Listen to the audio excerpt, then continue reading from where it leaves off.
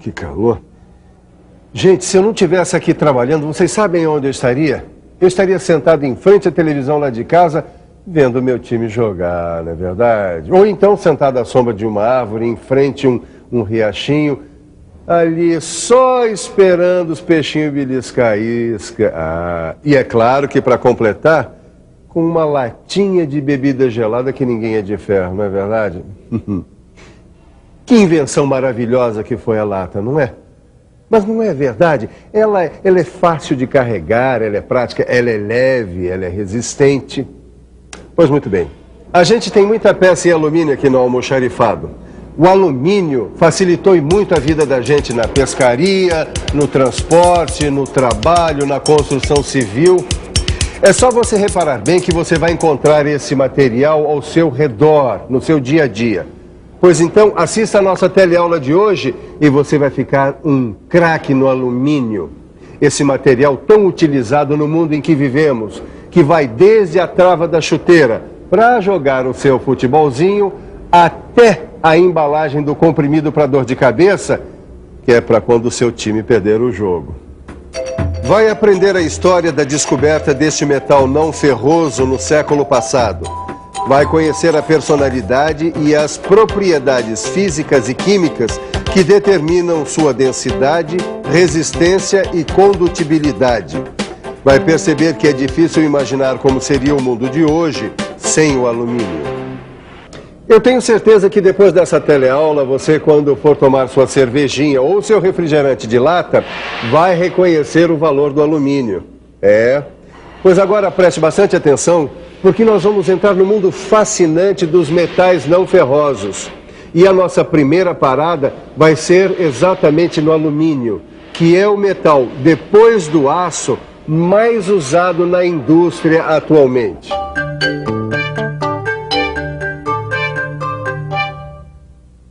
Quem diria, hein, Neuza? Que uma simples latinha de alumínio tem tanta história e tecnologia, hein? É verdade. A gente nem repara, né? Mas o que tem de objeto feito de alumínio à nossa volta e volta e meia a gente usa. Faz parte do nosso dia a dia. Panela.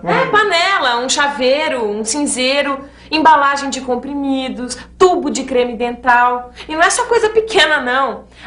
O alumínio também está presente nas fachadas dos edifícios, na superestrutura dos navios, na fuselagem dos aviões. Olha, se deixar você passa a teleaula todinha falando da presença do alumínio na vida moderna, hein? Desculpa, eu me empolguei com o tema. Se empolgou tanto que esqueceu de falar de coisas importantes, hein? O que foi que eu esqueci, meu chocolate meio amargo? Do transporte coletivo e individual, urbano, intermunicipal, interestadual, ônibus, trem, metrô, caminhões. Não podemos esquecer do transporte de carga. A gente usa e abusa dessas conquistas e não para nem um pouco para pensar no trabalho que deu, no material e nas técnicas desenvolvidas para produzir. Depois eu é que sou empolgada. Tira um pouco o pé do acelerador e me explica. Por que é que todos esses veículos automotores são fabricados com alumínio? É que o alumínio é leve e possibilita grande economia de combustível. A resposta está certa, mas incompleta. A leveza é apenas uma das características do alumínio. É mesmo. A gente acabou de aprender isso. Primeira característica, o alumínio é leve. Seria impossível os aviões decolarem se fossem construídos com outro metal. O ferro, por exemplo, pesa 3 vezes mais que o alumínio. E a segunda característica do alumínio é a sua resistência à corrosão. E o que é isso, hein, Neuzinha do meu coração? Resistência à corrosão é a capacidade que alguns metais têm de resistir aos impactos do meio ambiente. Que casamento perfeito! O alumínio é leve e resistente. É exatamente o material que nós estamos pesquisando para construir o nosso kart, hein, neguinha?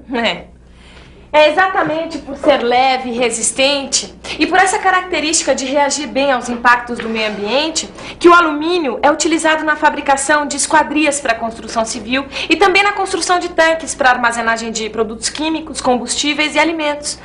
Por falar nisso, tá na hora de dar uma mordida no meu chocolate preferido. Peraí, Neuza, eu não fiz nada, hein? Edgar, deixa de ser convencido. Não é de você que eu tô falando, não. É desse chocolate aqui, ó. Olha aí, pessoal. Primeiro, eu tiro essa fina camada de alumínio que protege o chocolate dos impactos do ambiente para que ele não se estrague. E depois... Chegou a hora do lanche, né? A gente vai ter que interromper um pouco a explicação das características do alumínio. Porque nem esse metal leve e resistente resiste ao apetite da Neuzinha. E para não deixar a peteca cair, eu continuo relacionando as características do alumínio. Além da leveza e da resistência, tem também a alta condutibilidade elétrica, que permite o uso do alumínio na fabricação de cabos elétricos para as linhas de transmissão de energia elétrica. Sem o alumínio, a gente não teria os satélites artificiais em órbita ao redor da Terra e nem as antenas de televisões em nossos telhados. Você já reparou que sem o alumínio nós não teríamos a nossa teleaula? Não, é verdade, porque sem o alumínio não existiriam os satélites para a transmissão. E sem o alumínio não haveria tampouco as antenas para a captação dos sinais. E então como é que eu poderia estar agora falando com esse povo espalhado pelo Brasil?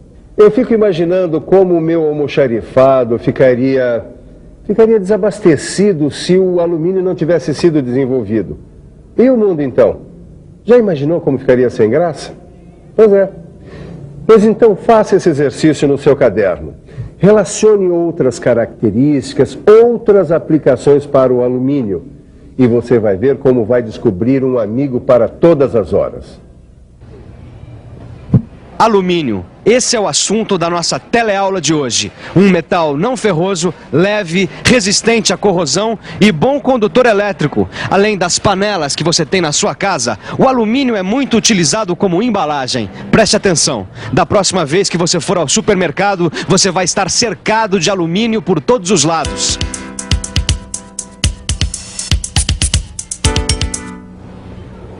Custa acreditar que até há bem pouco tempo, a tecnologia de produção desse metal era desconhecida.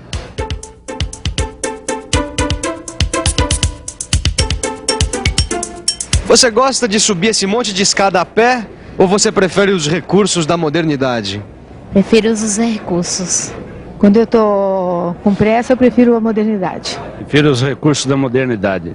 Por quê? Nós temos a opção de usar, por que eu vou me cansar? Porque não mexa as pernas, fico parado. As comodidades da vida moderna e a maioria dos produtos que facilitam a nossa vida só se tornaram possíveis graças a um período recente da história da humanidade, conhecido como Revolução Industrial. No período da história que chamamos de Revolução Industrial, e que vai mais ou menos de 1800 a 1900, muitos cientistas estavam estudando os vários fenômenos da natureza com o objetivo de descobrir o porquê das coisas. É nesse período histórico, de tanta curiosidade e sistematização do conhecimento, que nasceram algumas ciências como a biologia, a física e a química. E começaram a surgir novas descobertas voltadas para a produção industrial em larga escala. E a produção comercial do alumínio foi uma dessas descobertas. Quem descobriu e como descobriu, você vai ver no próximo bloco, depois dos comerciais. E pode reparar que, como tudo nessa teleaula, os comerciais são de produtos que levam alumínio, por dentro ou por fora.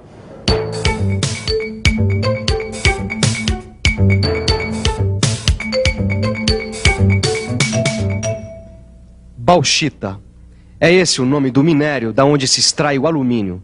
Não é um minério raro. A bauxita existe em grande quantidade na natureza. Cerca de 8% da crosta da Terra são constituídos de alumínio. O Brasil possui grandes reservas de bauxita. Recentemente, foi encontrada uma nova reserva no Rio Trombetas, no Pará, com 500 milhões de toneladas. A questão, então, não era a falta de matéria-prima, mas desenvolver uma tecnologia que fosse capaz de separar o alumínio da bauxita. Cientistas de vários países estavam pesquisando. Quem deu o primeiro passo foi um inglês, Sir Humphrey Davy, que entre 1808 e 1812 tentou isolar o metal pela primeira vez.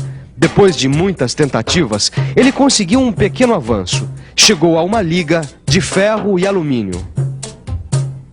Quer dizer então que é desse minério, a bauxita, que se extrai o alumínio. É sim, Neuza.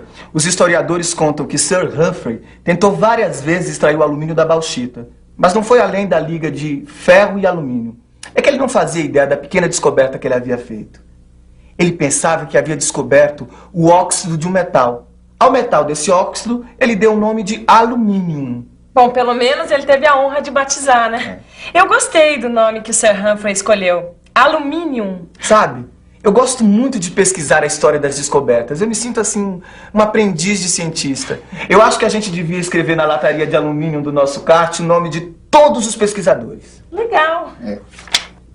O segundo passo importante foi dado por um físico e químico dinamarquês, Hans Christian Ørsted, 15 anos depois das experiências de Sir Humphrey. Ele também fracassou nas tentativas de separar o alumínio da bauxita. Sua grande vitória aconteceu em 1825, quando ele conseguiu separar o alumínio de seu óxido. Para isso, ele aqueceu uma mistura de potássio e cloreto de alumínio e depois separou o mercúrio resultante dessa mistura por destilação. Sir Humphrey Davy, Inglaterra. Hans Christian Ørsted, Dinamarca. Os dois primeiros nomes que nós vamos colocar na carroceria do nosso kart. Olha, tá aqui. O dinamarquês Hans Christian conseguiu chegar a um composto de alumínio impuro, mas já garantiu seu lugar na galeria dos pesquisadores que entraram para a história. Quem será que deu o próximo passo, hein? Bom, eu já percebi que os cientistas não desistem facilmente. 30 anos depois, 1854, um cientista francês, Henri Saint-Clair Deville, aperfeiçoando o processo de mistura e destilação, conseguiu pela primeira vez obter uma pequena quantidade de alumínio com um nível de pureza de 97%. Mas foi somente em 1886 que dois cientistas, o francês Paul Héroult e o americano Charles Martin Howe, trabalhando isoladamente, cada um no seu país, descobriram quase que ao mesmo tempo o processo de decomposição pela eletrólise. Vamos trocar em miúdos o que é eletrólise, para você ficar por dentro. Eletrólise é a decomposição de um composto químico por meio da passagem de uma corrente elétrica por uma solução. O processo de decomposição eletrolítica só foi possível com a invenção do dínamo elétrico, um aparelho como esse aqui. Esse processo, desenvolvido por Paul Héroult e Charles Martin Howe, é usado basicamente até hoje para extrair alumínio da bauxita. Eu nunca pensei que os cientistas tinham precisado pesquisar durante quase um século para conseguir extrair o alumínio da bauxita. Olha, Edgar, eu acho bom a gente chegar logo na versão final do nosso kart, senão só os nossos bisnetos vão poder dar uma voltinha nele. Meuzinha, você ainda não percebeu que um pesquisador não pode ser ansioso? Nem você, que vai ter que esperar até a nossa próxima teleaula para conhecer o que tornou economicamente viável o processo de utilização do alumínio na indústria. Agora é hora da revisão. E atenção, se liga aí, que é hora da revisão. Você aprendeu na teleaula de hoje a importância do alumínio no nosso dia a dia. Viu também as suas características mais importantes: densidade, resistência e condutibilidade elétrica. E como essas características são utilizadas na habitação, transporte, comunicação, abastecimento. Bom, pessoal, o expediente está acabando. Agora, amanhã mesmo eu vou falar com o nosso diretor para conseguir uma das novas maravilhas do alumínio, um ventilador. Porque com o calor que está fazendo, esse almoxarifado aqui vira um forno.